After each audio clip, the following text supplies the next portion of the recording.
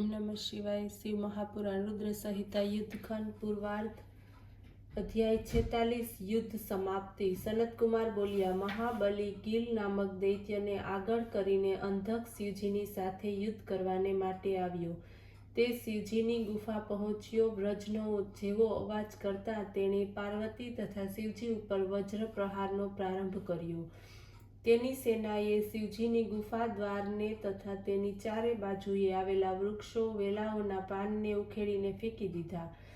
ફૂલો અને મૂળનો નાશ કરી મનોહર જળનો નાશ કર્યો। વનના માર્ગને ખંડિત કર્યો। ત્રિશૂળધારી શિવજી તેથી ક્રોધે ભરાયા। પોતાના ભયંકર ભૂત ગણોની સાથે વિષ્ણુ વગેરે દેવતાઓને બોલાવી દૈત્યોની સાથે યુદ્ધ આરંભ કરાવ્યું। પરંતુ એ પ્રબળ દૈત્ય એ બધાને ગળી ગયો। બ્રહ્મા, વિષ્ણુ, ઇન્દ્ર, સૂર્ય વગેરે સમસ્ત દેવતાઓ વિધસ દૈત્યના પેટમાં ચાલ્યા ગયા। માત્ર એક શિવજીનો ગણ વીરક જ બાકી રહ્યો। ત્યારે એ ભાગીને શિવજીની પાસે આવ્યો અને સર્વ સમાચાર કહ્યા। આ સાંભળીને શિવજી સામવેદનું ગાન કરવા લાગ્યા। પછી સૂર્યના સમાન પોતાના પ્રકાશિત શરીરથી તેઓ હાસ્ય કરવા લાગ્યા।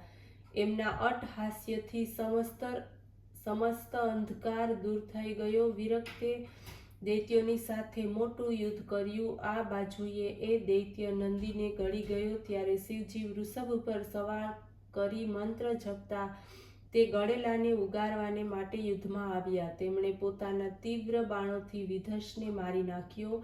એ દૈત્યના મુખથી વિષ્ણુ સહિત બ્રહ્મા, ઇન્દ્ર, સૂર્ય વગેરે ને ઓકાવી દીધા। દેવતાઓની સેના પ્રસન્ન થઈ એ મહાયુદ્ધ કરવા લાગી। શુક્રાચાર્યજી યુદ્ધમાં મરેલા દૈત્યોને પોતાની સંજીવની વિદ્યા દ્વારા સજીવ કરતા ગયા। તેમને આ પ્રમાણે કરતા જોઈ શિવજીના ગણોએ તેમને બાંધી શિવજીની સામે ઉપસ્થિત કર્યા। શિવજી તો શુક્રાચાર્યને જ ગળી ગયા। શુક્રાચાર્ય નષ્ટ થતા દૈત્યોનું બળ ક્ષીણ થવા લાગ્યું। પછી તો દેવતાઓએ મારી વ્યાકુળ બનાવી દીધા। આ પ્રમાણે ઘણો સમય સુધી હિરણ્યકશ્યપના વંશમાં ઉત્પન્ન દૈત્યની મહેન્દ્રની સાથે યુદ્ધ કરતા અંતે હાર્યો। દેવતાઓએ ક્રોધ કરતા દૈત્યોનો નાશ કરી દીધો। હરિએ પોતાના પ્રચંડ ગદાઘાતથી દૈત્યોનો મદ ચૂર્ણ કરી નાખ્યો। પરંતુ અત્યાર સુધી દૈત્યોનો પ્રધાન અંધક તો યુદ્ધ કરતો જ રહ્યો। ઇન્દ્ર લલકારી મારવા લાગ્યા। તે પણ પોતાના ધારદાર બાણ મારીને પાર્વતી અને શિવજીને પીડા આપવા લાગ્યો। સેંકડો માયાઓથી તે કપટ યુદ્ધ ખેલવા લાગ્યો। દેવતાઓથી અવધ્ય હોવાને કારણે હવે તેણે શિવજીએ પોતાની માયાથી જીતાવવા ઈચ્છા કરી। અંધક સમસ્ત યુદ્ધ ભૂમિમાં વ્યાપ્ત બનીને ઘોર યુદ્ધ કરવા લાગ્યો। પરંતુ શિવે પોતાના ત્રિશૂળથી તે દૈત્યને મારીને તેને આમ તેમ કાપી નાખ્યો। તેના શરીરમાંથી રુધિરનો પ્રવાહ વહેવા લાગ્યો। આ પ્રવાહથી ઘણા દૈત્યો ઉત્પન્ન થઈને યુદ્ધ કરવા લાગ્યા। આ બાજુ વિષ્ણુએ પણ શિવજીને કહીને તેમના કાનમાંથી ભયંકર ગણ ઉત્પન્ન કરાવ્યો। દેવતાઓએ પ્રાર્થના કરીને ભૂખથી વ્યાકુળ ચંડિકા પ્રગટ કર્યા। તે વ્યાકુળ હૃદય દેવી ચંડિકા અસુરનું રક્તપાન કરવા લાગી। યુદ્ધ ભૂમિમાં માંસનો કીચડ થયો। ત્યારે પોતાના કુળનો સનાતન ક્ષાત્ર ધર્મ સ્મરીને તે દૈત્ય શિવજી ઉપર પુનઃ ઘોર બાણ વર્ષાવવા લાગ્યો। શિવજીએ ત્રિશૂળ ઉપાડ્યું, એનું હૃદય છેદીને તેના ઉપર ઉચકી લીધો। આ થતાં જ યુદ્ધ શાંત થઈ ગયું। સૂર્યના પ્રચંડ કિરણોએ તેની કાયા સળગાવી દીધી। તેનું શરીર જર્જરિત બની ગયું। ઉપરથી મેઘે જળ વર્ષાવીને તેને વધારે પીડાયુક્ત કર્યું। એક બાજુથી હિમખંડ તેને વધારે દીર્ઘીર્ણ કરવા લાગ્યા, છતાં તે દૈત્યેન્દ્રના પ્રાણ ન નીકળ્યા। ત્યારે તે કરુણાસાગર પરમ દયાળુ શિવજીની સ્તુતિ કરી। શિવજીએ પ્રસન્ન થઈને તેણે ગણપતિનું પદ આપ્યું। યુદ્ધ સમાપ્ત થયું। હરિ વગેરે દેવતાઓ પોતાના સ્થાને ચાલ્યા ગયા। ચારે બાજુથી શિવનો જય જયકાર થવા લાગ્યો। દેવ પૂજિત ભગવાન શંકર પાર્વતીને સાથે લઈને પ્રસન્નતા સાથે પોતાની ગુફામાં ચાલ્યા ગયા। ત્યાં તેમણે પોતાનો અંશ સ્થાપીને પરમ પ્રસન્નતાને પ્રાપ્ત કરી। અધ્યાય 47 શિવજી દ્વારા શુક્રાચાર્યનું ગળવું। વ્યાસજી બોલ્યા, હે મુનીશ્વર, આપ મને એ કહો કે શિવજીના ઉદરમાં સ્થિત તે મહાયોગી શુક્રાચાર્ય શું કર્યું? શિવજીએ તેમને ભસ્મ કેમ ન કર્યા, અથવા તે તેમના તેજથી કેમ બચી ગયા?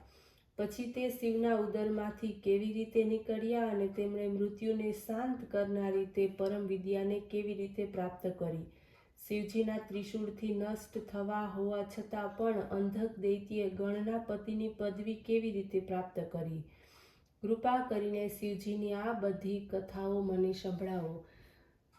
અમિત તેજસ્વી વ્યાસના આ પ્રમાણે પૂછવાથી શિવજીના ચરણોનું સ્મરણ કરતા સનતકુમાર કહેવા લાગ્યા કે હે વ્યાસજી, આ તો શિવજીનો જ પ્રભાવ હતો, જે અત્યંત શાળી બળવાન દૈત્યની આગળ દેવતાઓનો વિજય થયો. અન્યથા અંધક કોઈ સાધારણ દૈત્ય ન હતો. જ્યારે તે આ પ્રમાણે શિવજીથી હારવા લાગ્યો ત્યારે ભાગીને તે શુક્રાચાર્યને શરણે ગયો. પોતાની ગુરુવંદના દ્વારા તેમને પ્રસન્ન કરી દૈત્યોની રક્ષા કરવાને માટે તેમણે બોલાવી લીધા.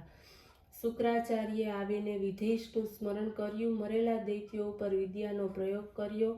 એની આવૃત્તિ કરતા જ દૈત્ય દાનવ અસ્ત્ર શસ્ત્ર લઈને સૂતેલા ઉઠે તેમ ઉઠ્યા. દૈત્ય સેનામાં જીવ આવ્યો. તે શિવના નંદી વગેરે ગણો સાથે ભીષણ યુદ્ધ કરવા લાગ્યા.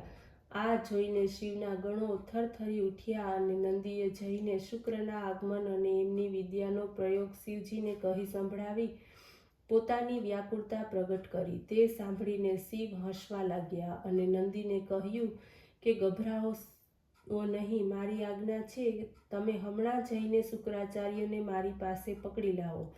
પછી તો નંદીશ્વર સિંહના જેવી ગર્જના કરતા શીઘ્ર જ દૈત્ય સેના ઉપર તૂટી પડ્યા અને જ્યાં દૈત્યોનો રક્ષિત શુક્રાચાર્ય ઊભા હતા એને મધ્યમાં એવા પકડી લીધા જેમ સિંહ સાવક હાથીને પકડી તેમ.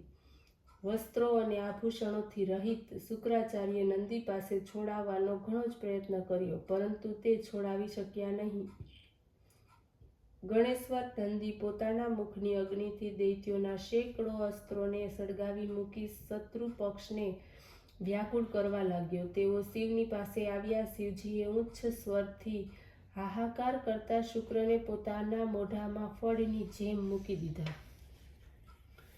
અધ્યાય 48 શુક્રની મુક્તિ.